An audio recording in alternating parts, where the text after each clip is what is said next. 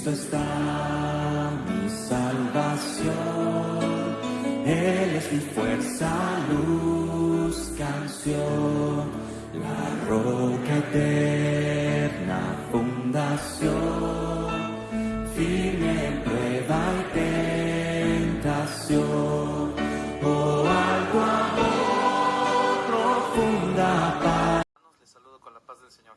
Amén. Oye, no siento que estén de aniversario. ¿Por qué no sonríen? Porque te sonríale. Al de al lado sonríale. No le dije ojito, le dije sonríe. Ya están haciendo ojito, ojito. No, guiño, guiño, dice, ¿no? A ver, vamos a hacer una dinámica un momentito. Póngase de pie. Gracias. A la persona que está a su derecha y a su izquierda, dígale, somos iglesia, dígale, somos iglesia, dígale. Somos iglesia, ¿verdad? Somos iglesia. Eso, dígale, somos iglesia. Y antes de que se siente, permítame leer Efesios capítulo 2, vamos a aprovechar que estamos de pie, por el respeto que debemos tener a la palabra del Señor. Efesios capítulo 2, versículo 19 al 21.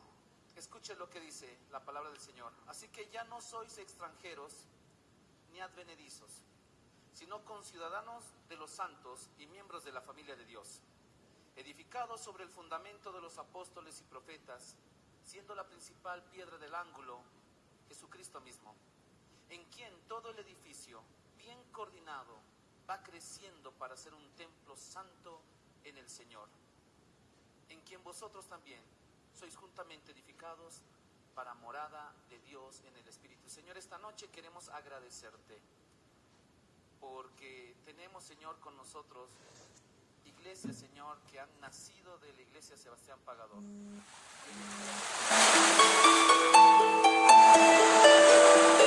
Esta familia, somos una familia, un cuerpo, Señor.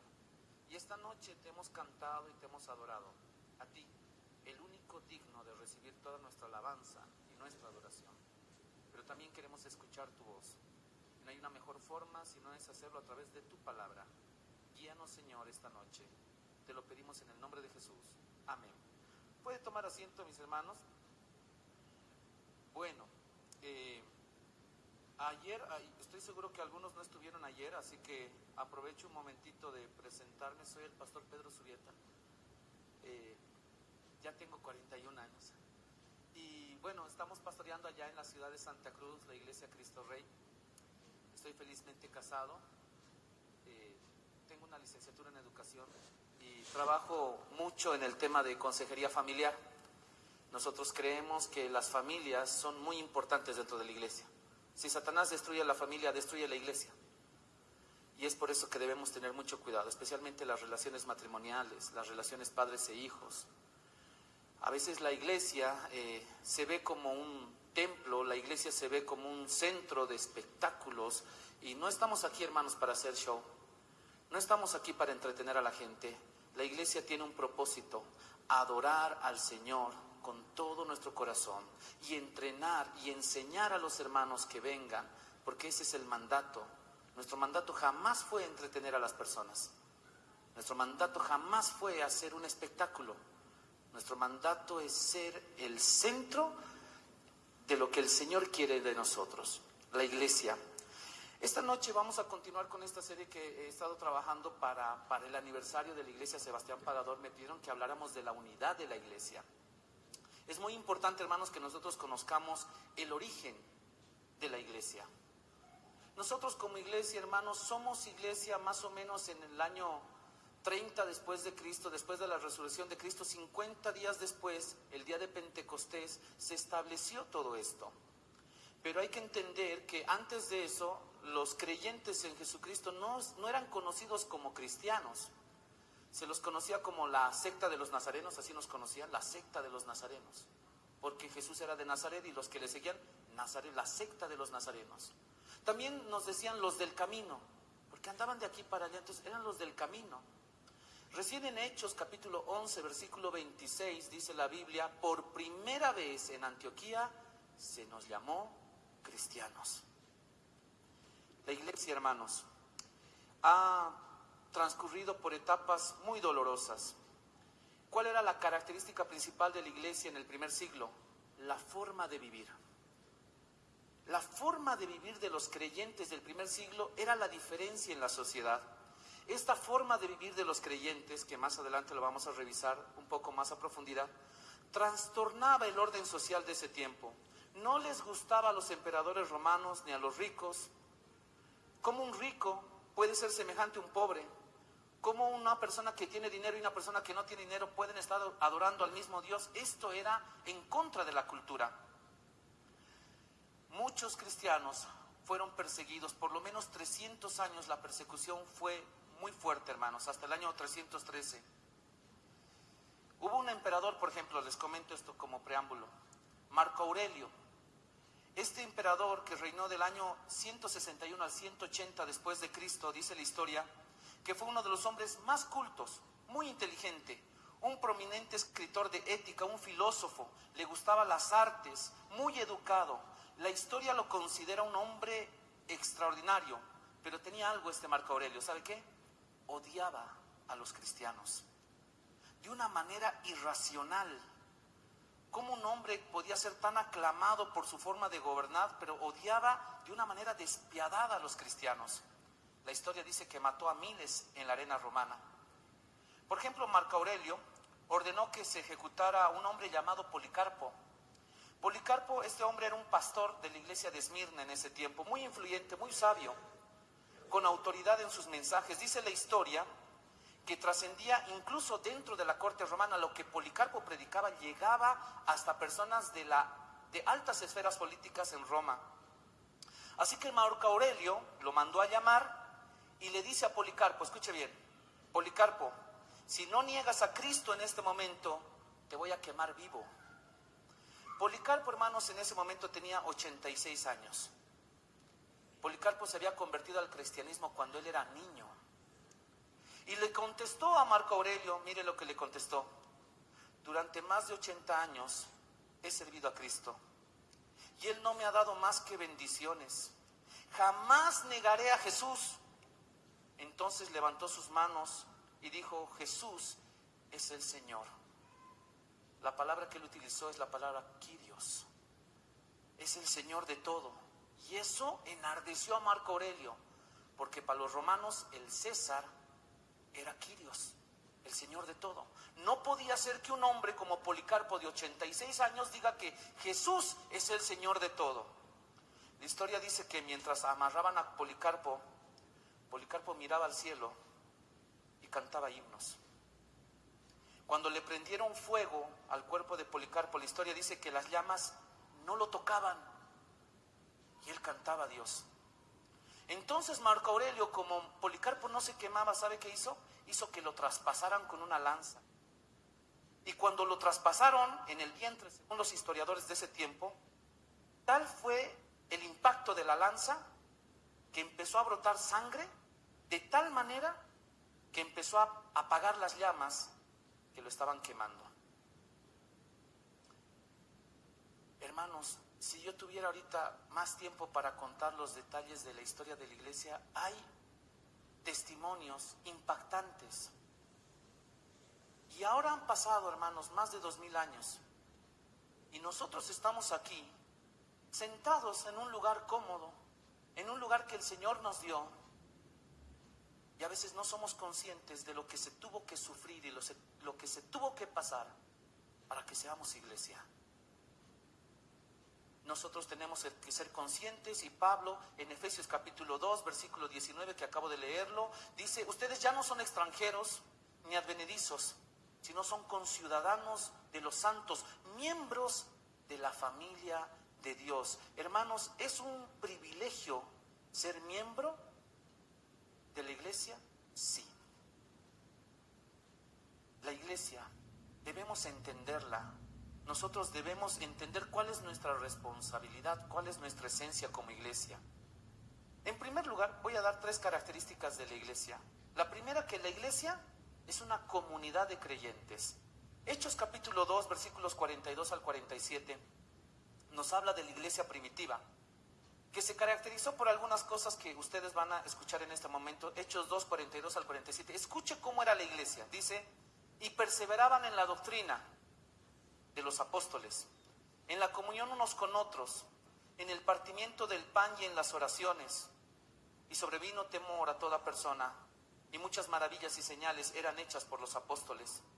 Todos los que habían creído estaban juntos y tenían en común todas las cosas, y vendían sus propiedades y sus bienes, y los repartían a todos según la necesidad de cada uno. Y perseverando unánimes cada día en el templo, y partiendo el pan en las casas, comían juntos con alegría y sencillez de corazón, alabando a Dios y teniendo favor con todo el pueblo. Y el Señor añadía cada día a la iglesia a los que habían de ser salvos. ¿Se da cuenta, hermanos? Cuando nació la iglesia nació tal vez muy diferente a lo que tenemos hoy en día. Hoy en día la iglesia está muy preocupada. ¿Por qué? A ver, le doy algún ejemplo por ahí. La iglesia está muy preocupada por el dinero, hermanos. De verdad, hay como, no sé, hay algo que nos ha nublado la visión. La gente está muy preocupada por el dinero. Ayer les comentaba una anécdota. Me decía en una iglesia me invitaron a dar unas charlas sobre ofrendas y diezmos. Y me cuentan la historia de un hermano que en una asamblea, los hermanos dijeron, hay platita en la iglesia, pintemos la iglesia de tal color. Y este hermano levantó la mano y dijo, no, hermanos, yo no quiero que pinten de ese color. Me opongo, dijo. Y todos los hermanos dijeron, pero hermano, la mayoría eligió este color. Ah, no, si ustedes, hermanos, deciden ese color, yo no voy a dar mis diezmos en esta iglesia. Yo voy a agarrar mis diezmos y lo voy a dar en otra iglesia. Ah, caray. Y entonces me contaron eso y yo les dije, y me preguntaron, pastor, ¿qué hacemos? Esa es la puerta de su iglesia, ¿no? Le digo, sí, ábrala, hermano, grande, ábrala. ¿Para qué, pastor? Para que salga el hermano. A ver, yo quiero que ustedes me entiendan, le digo. ¿Quién es dueño del oro y de la plata? Dios. Nadie, hermanos, nadie en la iglesia debe creerse que por el diezmo que da o por la ofrenda que da, tiene un estatus mayor que los demás hermanos. Si el Señor a ti te bendice con un buen trabajo, amén. Amén. Y usted se acuerda lo que dijo Jesús acerca de las ofrendas, ¿no? No sean como los hipócritas que hacen sonar trompetas, esto parece preste, que llegan como sean humildes. La iglesia hoy en día está preocupada, ¿por qué? Por buscar pastores carismáticos. ¿Usted sabía eso? La iglesia está muy preocupada, dice, ¿a qué pastor traemos? No tiene que ser un pastor así muy buena onda, de esos que nos haga reír, porque si no los hermanos se duermen. Miren, hay una gran diferencia entre el carisma y el carácter. Y hay una preocupación muy grande. A veces buscamos gente carismática, pero no gente con carácter. Y yo no estoy diciendo que está mal que alguna vez riamos. Mire, yo podría aquí pasarme media hora de hacerle chistes a usted. Pero a mí el Señor me demanda otra cosa. Yo tengo que enseñar su palabra. No puedo contar media hora de chistes y 15 minutos de palabra. No debe ser así. Pero ¿qué vemos hoy en día? No, tenemos que poner algo para que la gente se avive. No estoy en contra de las actividades. Pero cuando busquemos líderes, cuando busquemos gente que esté al frente, busquemos gente con carácter, no gente con carisma. El carisma es pasajero, hermanos.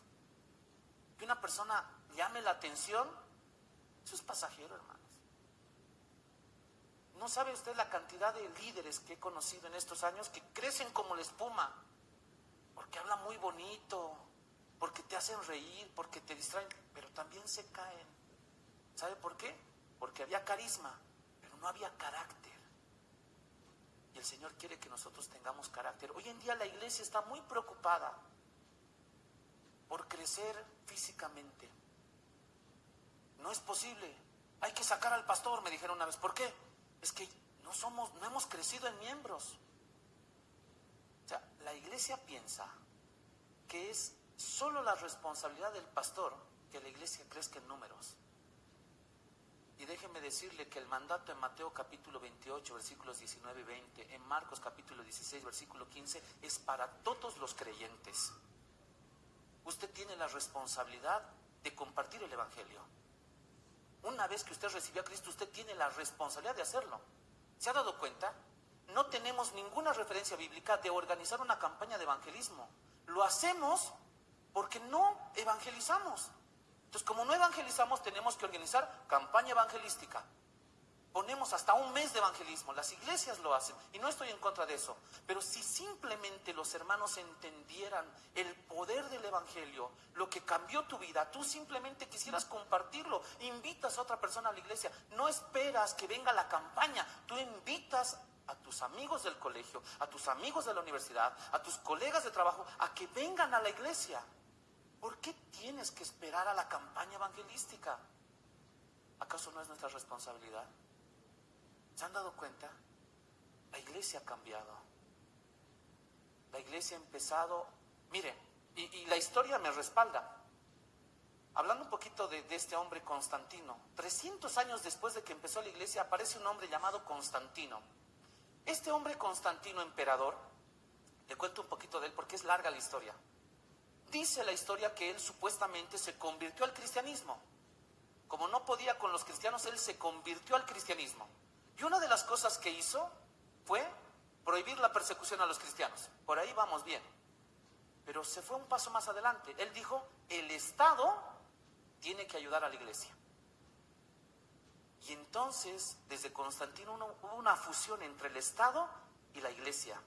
¿Y sabe qué hacía el Estado romano? Les pagaba a los pastores de ese tiempo. ¿Y sabe qué dice la historia? Todo el mundo quería ser cristiano. Pero no porque querían seguir a Cristo, sino porque el Estado te iba a dar. Y empezó a introducirse la política en la iglesia. Y hermanos, si yo les contara la historia de los papados, por ejemplo, de los primeros gobernantes de la iglesia, la historia es dura. Porque la iglesia en algún momento de la historia se desvió, se empezó a alejar del Señor y se empezó a enfocar en el dinero, en las organizaciones políticas. Y entonces, desde Constantino hubo una fusión entre el Estado y la iglesia. ¿Y sabe qué hacía el Estado romano? Les pagaba a los pastores de ese tiempo. ¿Y sabe qué dice la historia? Todo el mundo quería ser cristiano. Pero no porque querían seguir a Cristo, sino porque el Estado te iba a dar. Y empezó a introducirse la política en la iglesia. Y hermanos, si yo les contara la historia de los papados, por ejemplo, de los primeros gobernantes de la iglesia, la historia es dura. Porque la iglesia en algún momento de la historia se desvió, se empezó a alejar del Señor y se empezó a enfocar en el dinero, en las organizaciones políticas. Hoy en día, ustedes no me van a dejar mentir, hay mucha gente que se ha ido de la iglesia porque lo han herido. He conocido líderes que se han escapado con el dinero de la iglesia, hermanos.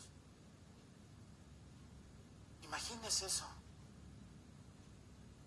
Conocí una iglesia que tenía más de 300 miembros, estaba creciendo, era de esas iglesias medio carismáticas y banderas por acá y danza por allá. No, ellos se creían lo máximo, hermanos. Esos de los que te tocaban y te botabas y eso. Pero un día desapareció la iglesia. Y cuando pregunté a algunas personas que yo conocía que iban a esa iglesia, les dije, ¿qué pasó? Ay, no, es que nuestro pastor se fugó. Con los $80,000 que tenía la iglesia se escapó. ¿Y los hermanos? No, pues muchos se volvieron al mundo, muchos se fueron a otras iglesias. Todo se destruyó. ¿Todo por qué? Porque no tenemos la visión correcta que tenemos que tener de la iglesia. Si usted ha escuchado Hechos 2:42, esta primera iglesia, esta iglesia primitiva, perseveraban ¿en qué? En la doctrina. Estudiaban la palabra del Señor. ¿Y sabe qué? Es muy importante estudiar la palabra del Señor. Para que no te la charlen. Para que no se pare nadie aquí adelante y te venda gato por liebre. Una vez, hace muchos años, yo no era pastor todavía, era líder de jóvenes, y me acuerdo que invitaron a la iglesia donde yo asistía a un pastor. Oh, no, un pastor, no sé si era aniversario, pero lo invitaron. Y empezamos a escuchar al hombre que empezó a predicar. Uy, llamaba la atención, la gente se reía. Pero en algún momento el hombre dijo, aquellos que no tienen al Espíritu Santo, hoy día se va a derramar el Espíritu Santo. Ahí ya me sonó medio chueco eso. Y él agarró, escuchen lo que dijo él, nunca me voy a olvidar. Pónganse de pie, dijo él. Todos se pararon. Agarre su mano derecha, póngala aquí atrás, dijo. Todos le hicieron su mano aquí atrás. Y él dijo, yo voy a orar. Y cuando yo ore, usted va a sentir ahí un fuego allá atrás. Aquí atrás está el Espíritu Santo, dijo. Ay, yo me agarré la cabeza y dije, ¿qué está haciendo? Y empezó a orar. ¿Y sabe qué? La gente se agarraba, ¡ah! Y empezaba a gritar. Dije, ¿qué es esto? Esto es un show. Pero ¿sabe qué me dio más pena? Que los hermanos le siguieron. Y ahí nos dimos cuenta de una cosa. No es a quien invites a predicar. Es que los hermanos tienen que estudiar la palabra para que cuando venga alguien que esté diciendo, sepan cómo detener. Porque hoy en día, hermanos, hay de todo. De verdad, iglesias de todos los colores, de todos los sabores. ¿No te gusta tu iglesia? Te vas a otra que te trate más bonito. Y la gente anda brincando de iglesia en iglesia. Es que no me gusta esta iglesia, no me gusta la alabanza. Bien, hermana, porque no era para usted. Es que no me gusta el pastor, no es alto, no es choco. De verdad, hermanos. La iglesia en el primer siglo perseveraba en la doctrina, tenían comunión unos con otros. Ya había la Santa Cena, partían el pan en las casas y oraban juntos. ¿Sabe qué? Cuando un hermano tenía una necesidad, los demás decían, el hermano está en necesidad, hay que ayudarle. Claro que esto más adelante se empezó a distorsionar, ¿no? Hoy todo el mundo quería ir a la iglesia para recibir ayuda. No funcionaba así, pero la iglesia en el primer siglo realmente se apoyaban entre los hermanos. Partían el pan en las casas, comían juntos con alegría y sencillez de corazón. Los hermanos no tenían miedo de decir, vengan a mi casa. Yo me acuerdo un día, le dije, hermana, voy a ir a visitar a su casa. ¿Por qué, pastor? ¿Qué he hecho? No, hermana, tranquila, no he hecho nada. No, pastor, pero si es por lo de mi esposo, yo no sé lo que le pasa con su esposo, le digo. No, pastor, no, es que yo tengo mucho que hacer. Bueno, hermana, ¿pero por qué? ¿Por qué tendríamos que tener vergüenza de abrir nuestra casa? No, pastor, mi casa es humilde. Eso no importa, hermanos. En la iglesia nosotros no estamos diferenciados por quién tiene más, quién tiene menos. Somos hermanos. Somos hermanos. Cuando hay iglesias, y a veces me dicen, me invitaron una vez, me dijeron, pastor, ¿puede venir a nuestra iglesia a predicar? Bueno, si tengo espacio en la agenda, hermanos, yo voy, pero hermanos. Y tal vez no vamos a tener una ofrenda tan grande para darle. Hermanos, a ver, quiero que entiendan una cosa. La iglesia no es iglesia porque son cientos de miembros una mejor iglesia. No. Somos iglesia si tenemos comunión, si nos amamos, si somos humildes, si compartimos nuestras necesidades. En 1 Corintios capítulo 12, versículos 12 al 27, nos habla de la iglesia como un cuerpo. Escuche lo que dice. Porque así como el cuerpo es uno y tiene muchos miembros, pero todos los miembros del cuerpo, siendo muchos, son solo un cuerpo, así también Cristo. Porque por un solo espíritu fuimos todos bautizados en un cuerpo, sean judíos o griegos, sean esclavos o libres, y a todos se nos dio a beber de un mismo espíritu. Además, el cuerpo no es un solo miembro, sino muchos. Si dijera el pie, porque no soy mano, no soy del cuerpo, ¿por eso no será del cuerpo? Y si dijera la oreja, porque no soy ojo, no soy del cuerpo, ¿por eso no será del cuerpo? Si todo el cuerpo fuese ojo, ¿dónde estaría el oído? Y si todo fuese oído, ¿dónde estaría el olfato? Mas ahora Dios ha colocado los miembros, cada uno de ellos en el cuerpo, como Él quiso. Subraye eso, como Él quiso. Porque si todos fueran un solo miembro, ¿dónde estaría el cuerpo? Pero ahora son muchos los miembros, pero el cuerpo es uno solo. Subraya eso, el cuerpo es uno solo. Ni el ojo puede decirle a la mano, no te necesito. Ni tampoco la cabeza a los pies, no tengo necesidad de vosotros. Antes bien, los miembros del cuerpo que parecen más débiles son los más necesarios. Y aquellos del cuerpo que nos parecen menos dignos, a estos vistamos más dignamente. Y a los que en nosotros son menos decorosos se los trata con más decoro. Porque los que en nosotros son más decorosos no tienen necesidad. Pero Dios ordenó el cuerpo.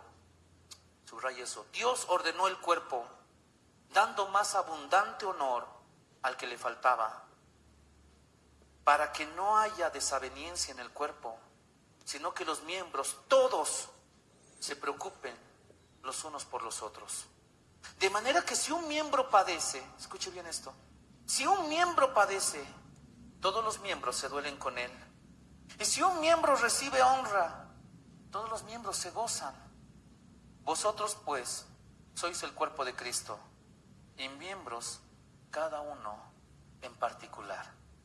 Qué maravilloso, ¿no? La comparación que hace el apóstol Pablo dice, la iglesia es como un cuerpo, hermanos. No hay nadie dentro. No, hermanos. No hay esa figura en la Biblia. Todos, Dios nos ha puesto donde Él quiso. Si usted no es diácono, no se preocupe. Usted no necesita un título para servir en la iglesia de La Paz, de la Unión Cristiana Evangélica. Y de las personas que marcaron mi vida por su liderazgo, había un hermano. Se llamaba el hermano Celso. Este hermano Celso hablaba aymara, no hablaba bien el castellano. Y este hermano llegaba antes de todos los miembros a la iglesia, llegaba antes él. Y nosotros teníamos un lugar donde poníamos las Biblias e himnarios.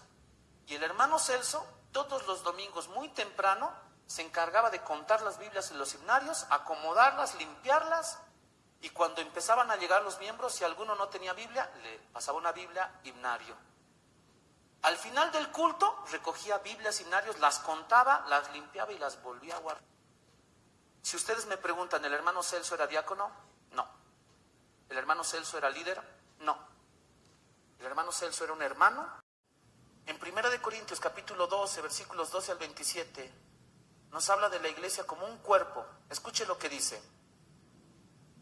Porque así como el cuerpo es uno y tiene muchos miembros, pero todos los miembros del cuerpo, siendo muchos, son solo un cuerpo, así también Cristo. Porque por un solo espíritu fuimos todos bautizados en un cuerpo, sean judíos o griegos, sean esclavos o libres, y a todos se nos dio a beber de un mismo espíritu. Además, el cuerpo no es un solo miembro, sino muchos. Si dijera el pie, porque no soy mano, no soy del cuerpo, ¿por eso no será del cuerpo?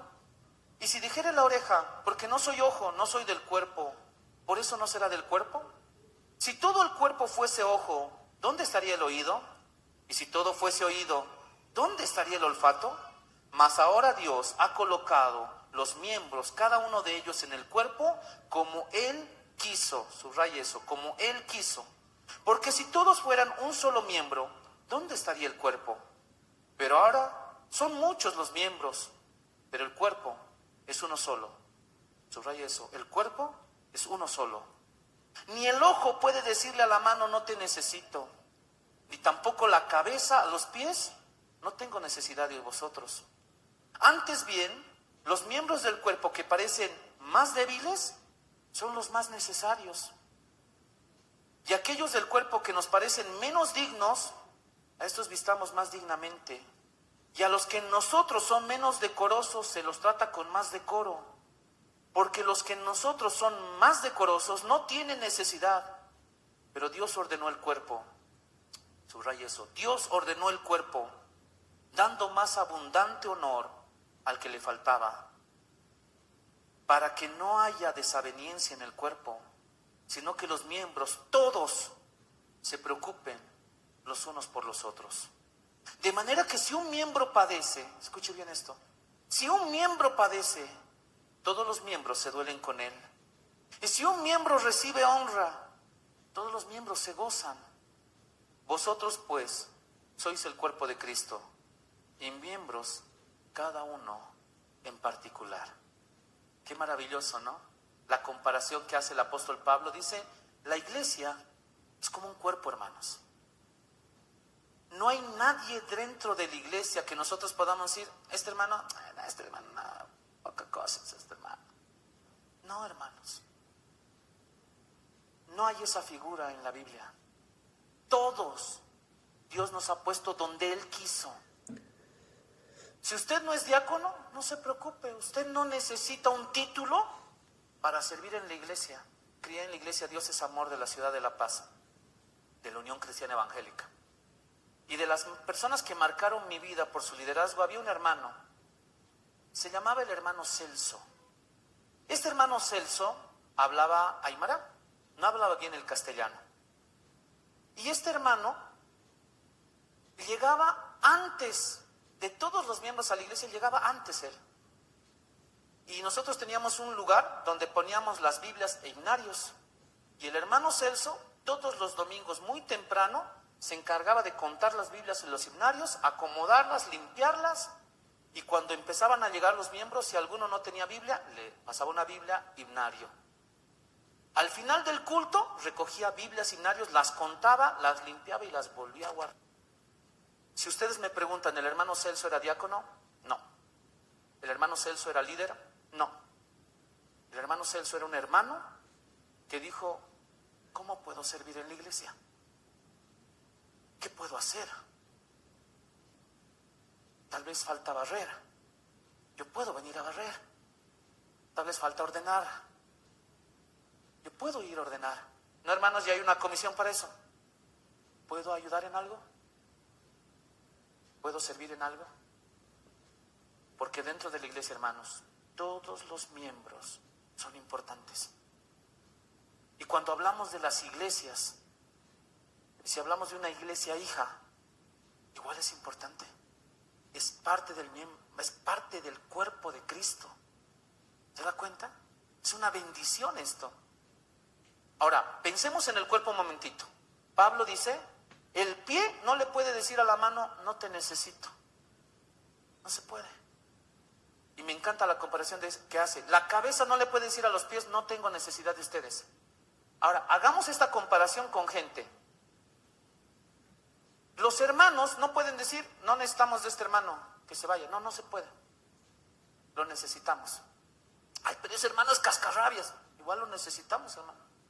Ayer les contaba de una hermana, la hermana Antonia, no les voy a volver a contar, pero esa hermana era tremenda. Molestosa como ella sola. Pero ¿sabe qué? Pocas personas cuidaban la iglesia como ella. No me gustaba su forma de tratar a la gente, pero era necesaria. Ese hermano que a veces, no ve que hay hermanitos que nos cuesta, son un poquito complicados, que tú dices, ay, manda fuego, Señor, manda fuego. De esos hermanitos que a veces nos cuesta un poquito tratar y amar, son necesarios, hermanos. Están allí en la iglesia para enseñarnos, a él enseñarle algo o a nosotros.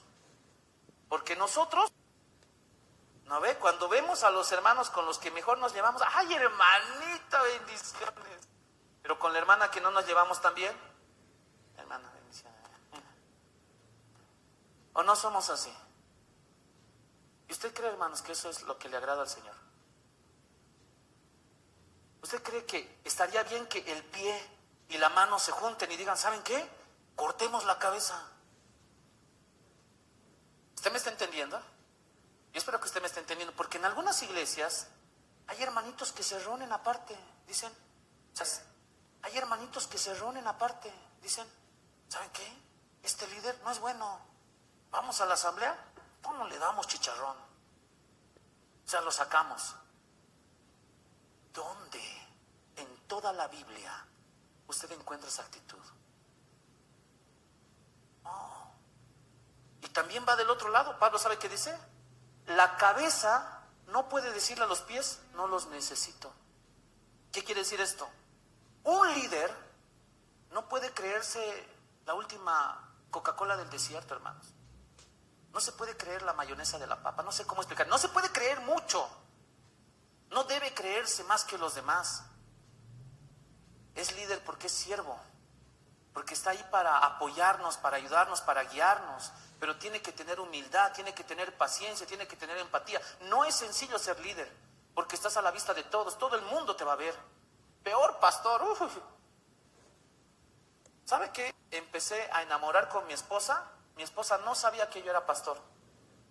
¿Y sabe por qué? Le voy a contar, es porque me da vergüenza un poquito esto. Porque antes de mi esposa, a mí me gustaba una chica de una iglesia. Me gustaba, entonces yo le empecé a coquetear y esas cositas, ¿verdad? Que uno hace, porque está soltero, entonces le dedicas alabanzas y esas cosas. La cosa es que ella un día se dio cuenta que a mí me gustaba y ella me agarró y me dijo, Pedro, me he dado cuenta que los jóvenes nos molestan. Sí, le digo. Y veo que tú no estás haciendo nada para detener esas molestias. Sí. Quiero que sepas, Pedro, me dijo esta hermana, que yo nunca me voy a casar con un pastor. Así me lo dijo. Porque yo no quiero que me estén criticando, porque, y esa, me abrió los ojos esa chica, me dijo, porque cuando eres pastor, todo el mundo te busca los errores. Tu esposa, no, la esposa del pastor, no tiene que sonreír a todo el mundo, porque si no, uy, sus hijos no tienen que ser intachables. ¿Cómo el hijo del pastor va a estar en eso? Yo no quiero eso para mi vida, me dijo. Yo nunca me casaría con un pastor. Obviamente me rompió el corazón. ¿Sabe qué? Se casó con un pastor. Ese es otro tema. Ese es otro tema. Y por eso con mi esposa, cuando ya empecé, yo no le conté que era pastor. Pero un día le dije, porque ya me había aceptado, pedí su mano y ella aceptó. Y ahí yo con mi cara de vergüenza, tengo algo que confesarte. Le digo, ¿qué? No te dije toda la verdad. Sí, trabajo en la parte educativa. Le dije, sí estoy en Santa Cruz todo, pero soy pastor. ¿Y sabe qué me dijo mi esposa? Se le puede preguntar a ella. Ay, estaba a punto de pedirte que entres a un seminario, me dijo. Porque yo le pedí al Señor que el hombre con que yo me casara sea un siervo del Señor. Pero qué difícil es ser líder. Qué difícil es ser siervo. Porque muchas veces la gente va a querer de ti no solo el 100%, sino perfección. Sino perfección. Y no somos perfectos. En el cuerpo, hermanos, a veces la mano duele. A veces el pie falla. A veces la cabeza duele. Y así es la iglesia. A veces un miembro se equivoca y empezamos a cojear y empezamos a arrastrar. A veces un líder se equivoca y tenemos menos una mano y estamos trabajando con una sola mano. A veces la cabeza duele porque el pastor se equivocó. Pero somos parte del cuerpo. No podemos cortarnos un miembro. Porque Pablo explica, no es así, hermanos. Todos somos necesarios. El Señor puso a cada hermano en el cuerpo con un propósito. El cuerpo es suyo. Y tenemos que aprender a coordinar. ¿Se imagina que yo vaya para allá y mi mano vaya para allá? No se puede, no. Tenemos que ir juntos. Escúcheme, iglesia, Sebastián Pagador y las iglesias hijas. Si en algún momento alguien se separa, eso va a doler al cuerpo. Y no debe haber separación. Y no solamente hablo de iglesias hijas, a veces pasa con ministerios. ¿Usted sabía eso? Yo fui presidente de la directiva de Clubes OANSA a nivel Bolivia. Y acepté esa invitación porque creo firmemente que Club OANSA ha ayudado a muchas generaciones, así como otros ministerios. Pero algo que yo tengo muy claro y les digo siempre a los líderes de OANSA no es un ministerio solito, no es independiente, es parte de la iglesia. Ningún ministerio se puede apartar y alejar y hacer sus cosas solo, no. Tiene que comunicar a sus líderes, tienen que coordinar con sus líderes, tienen que contarle a su pastor, pastor, estamos haciendo esto, queremos hacer aquello. No debe haber esa rivalidad. Escuela dominical versus OANSA. ¿Dónde se ha visto eso? Yo espero que eso no esté pasando acá. Y se los digo de todo corazón porque nunca debe haber esas peleas entre ministerios. Este ministerio es que no hace mucho. No, hermanos, somos diferentes. La escuela dominical tiene una función, OANSA tiene una función. Y creo que aquí tienen Compassion también, APD, ¿no? Tiene su función. Son parte de la iglesia. Y deben recibir de la iglesia la misma atención todos los ministerios, jóvenes, adolescentes, niños, deben recibir atención. No podemos decir, no importa mucho ellos, no, son parte del cuerpo. La iglesia no solamente es un cuerpo, hermanos, no solamente es una comunidad de creyentes, la iglesia es una familia. No voy a pedir que levanten la mano, pero estoy seguro de que muchos jóvenes a veces vienen de otros lugares a estudiar y van a congregarse en una iglesia. Los he encontrado por todas partes de Bolivia. ¿Y saben qué? Muchos jóvenes viven solos, estudian en la ciudad y su única familia es la iglesia. ¿Dónde más van a ir? Porque si aquí no los queremos, no los aceptamos, si aquí no los aconsejamos, no nos preocupamos por ellos, Satanás está listo para hacerlos trizas, hermano. ¿Se da cuenta? Es tan importante que nosotros entendamos, la iglesia es mi familia. Hay muchos jóvenes que me han dicho, pastor, mi papá no es creyente, se separó de mi mamá, pero la hermana de la iglesia es como mi mamá. Cuando tengo un problema, ella me aconseja. Los hermanos de la iglesia son mi familia. Hermanos, yo quiero que entiendan esto. La iglesia es familia. Como en toda familia, algunas veces nos vamos a pelear. O todo es bonito en la iglesia. No, a veces nos agarramos de las greñas. Como en las familias. Pero somos familia. Y usted no se debe de olvidar de eso. Mire, ¿cómo puedo yo ser parte de la familia? Esto es muy sencillo. Juan capítulo 1, versículo 12. Mas a todos los que le recibieron, a los que creen en su nombre, les dio la potestad de ser hechos. O sea que, aquí quiero que entienda algo. No cualquiera es de la familia, hermanos. Aquí es de la familia el que ha recibido, el que ha creído, el que ha recibido a Cristo en su corazón. Porque creer, todo el mundo cree, hermanos. Santiago capítulo 2, versículo 19 dice que hasta los demonios creen. O sea que si alguien dice yo creo en Dios, felicidades, todo el mundo cree en Dios. La otra cosa es que tú te hayas arrepentido de tus pecados, hayas entregado tu vida a Cristo, hayas reconocido que eres pecador y que no puedes hacer nada para quitarte ese pecado. ¿Ustedes vieron hace rato la pantomima que hicieron de la silla del pecado? Es exactamente eso. Yo no puedo quitarme el pecado. Tuvo que venir Jesucristo y hacerlo todo. Mi única función frente al sacrificio de Cristo es reconocer que soy pecador y arrepentirme. Y según Romanos capítulo 9, versículos 9, 10 dice, si confesares con tu boca que Jesús es el Señor y creyeres en tu corazón que Dios le levantó de los muertos, serás salvo. Bienvenido a la familia. Y te vamos a tratar como nuestro hermano. Yo no sé si usted se siente en familia, pero la iglesia es una familia. Y esta familia, ¿cómo es esta familia? Mire, Gálatas capítulo 3, versículo 26 al 29. En Cristo dice, ya no hay judío ni griego, esclavo ni libre, hombre ni mujer, sino que todos somos uno en Él. Pues todos sois hijos de Dios por la fe en Cristo Jesús, porque todos los que habéis sido bautizados en Cristo, de Cristo estáis revestidos.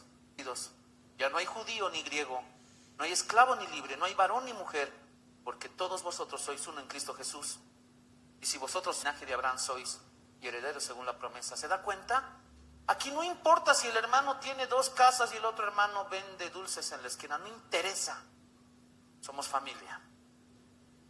Y no importa si la hermanita viene. Ay, que, ¿sabes qué? A veces me preocupa eso. ¿Han visto a la hermanita? Su peinadito, nada que ver, ¿no? Y fijándose en eso. De verdad, yo digo, ay, hermana. Si a usted le preocupa tanto el peinado de la hermanita, acérquese. Hermanita, ¿qué ha pasado? Fricasé pareces. No sé, no murmure, no hable para las espaldas. Somos familia. En familia tendríamos que tener la sinceridad de poder hablar. No, pastores, que cómo yo le voy a decir. No, pastores, que cómo yo le voy a decir. Bueno, si no se lo va a decir a él, no se lo diga a los demás. ¿Usted sabía que el chisme es una de las cosas que más destruye una iglesia? La destruye. Pepe, y no le gusta lo que está haciendo el hermano Pepe, hable con el hermano Pepe. Porque cuando empezamos a hablar ahí por debajo, estamos envenenando. Y créame, muchas iglesias están envenenadas y falta, solamente hay que contar el tiempo para que mueran, porque han dejado que el chisme ingrese. No hay varón ni mujer, no hay hombre ni mujer, no hay griego ni judío. O sea, ayer me gustó porque alguien preguntaba, ¿quiénes son de Oruro? ¿Quiénes son de Potosí? De Santa Cruz creo que había una hermana, creo que la esposa del pastor Jorge es de Santa Cruz. Del Beni, vean, del Beni. Yo soy paseño. Todos, hermano, no importa de qué equipo de fútbol seas, no importa de qué parte de Bolivia seas, somos una familia. Somos una familia. Y para terminar, hermanos, si la iglesia es una comunidad, si la iglesia es un cuerpo, si la iglesia es una familia, ¿cuál es nuestra responsabilidad? Gálatas capítulo 6, versículos 1 y 2. Escuche lo que dice. Debemos llevar las cargas de nuestros hermanos en la fe. ¿Qué dice Gálatas 6, 1 y 2? Hermanos, si alguno fuere sorprendido en alguna falta, vosotros que sois espirituales, restauradle con espíritu de mansedumbre, considerándote a ti mismo, no sea que tú también seas tentado. Sobrellevad los unos las cargas de los otros y cumplid así la ley de Cristo. ¿Sabe cuál es nuestra responsabilidad? Restaurar. ¿Cuánta gente viene herida?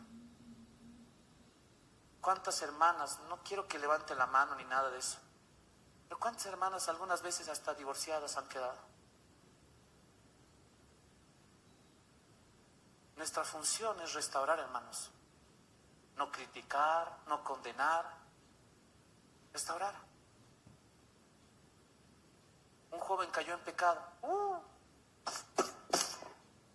¿Por qué, hermanos? La estadística dice, no yo, la estadística dice que el 75% de las cartas era el único pecado.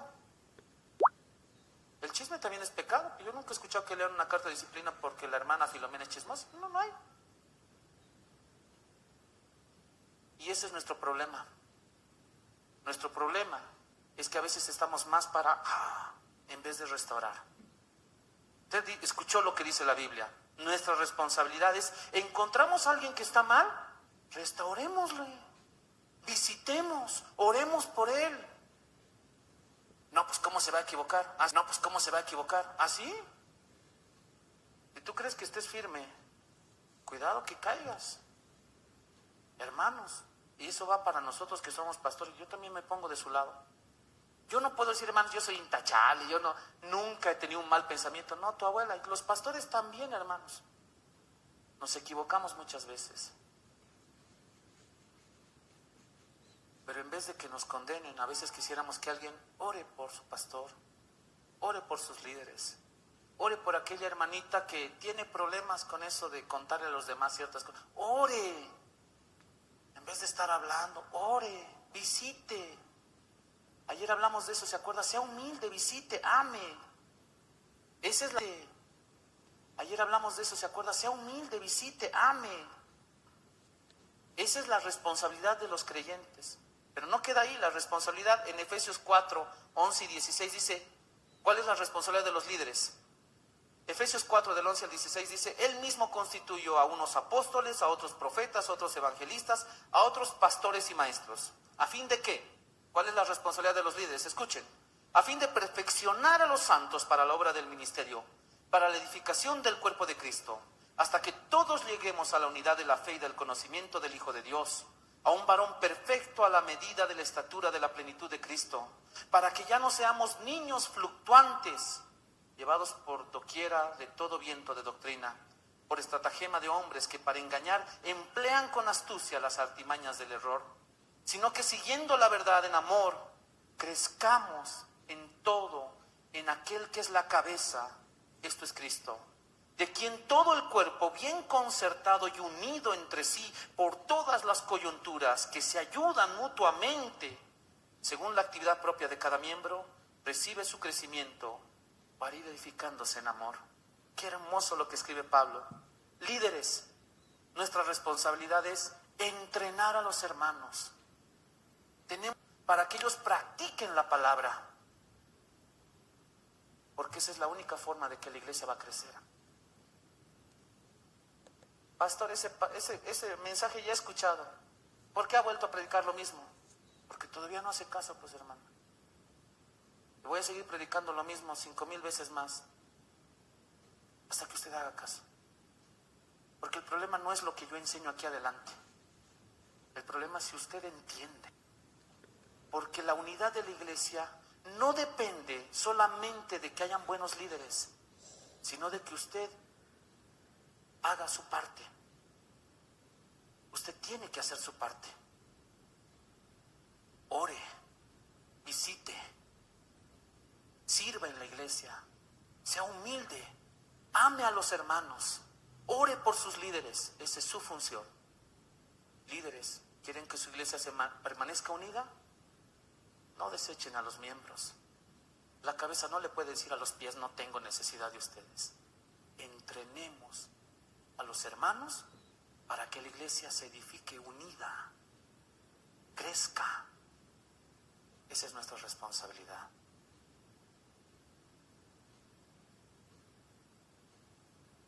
Así que ya no son extranjeros ni advenedizos, sino conciudadanos de los santos y miembros de la familia de Dios.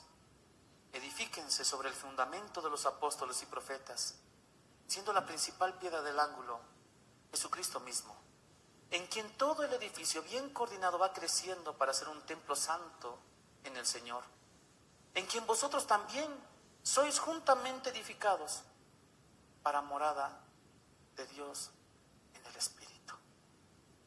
Somos iglesia, pero ¿sabe qué? Somos familia. Antes de orar, le voy a pedir que se ponga de pie una vez más. ¿Se acuerda cuando empezamos esta noche? ¿Qué le dije? Que le dijera al de la izquierda a la derecha. ¿Qué tenía que decirle? ¿Somos qué? Somos iglesia. Ahora yo quiero terminar esta noche. Usted va a decirle al de la izquierda a la de la derecha. Dígale, eres mi familia. Y si es su familia, dele un abrazo. Pues no, ¿cómo es eso? Eres mi hermano, eres mi hermana, eres mi familia.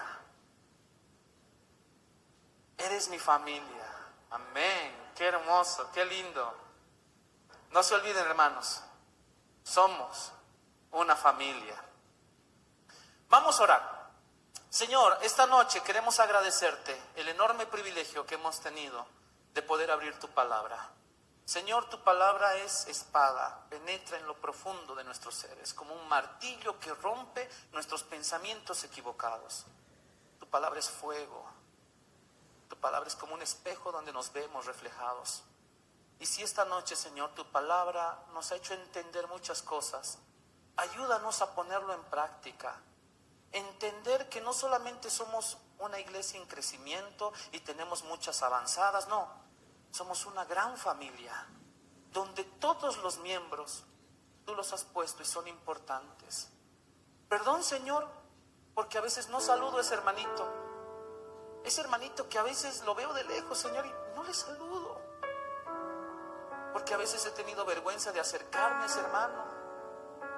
Señor, perdóname, porque a veces he pensado que hay gente que no debería ser de aquí y no depende de mí, tú lo pusiste aquí. Enséñame a amarlo, enséñame a ser humilde, enséñame, Señor. Oro, Señor, por los líderes que hay en cada iglesia, porque tú les des sabiduría, porque tú les enseñes a tratar a los miembros con amor, con humildad. Pero también oro por los miembros, Señor, que sepan orar por sus líderes y no solamente buscar el error. Que sepamos ser como un solo cuerpo, Señor, unido. Oramos, Señor, por aquellas iglesias que tienen necesidad de líderes, que tienen necesidad de siervos. Provee, Señor. Gracias por esta noche, por tu palabra, en el nombre de Jesús. Amén. Que el Señor le bendiga. Puede tomar asiento.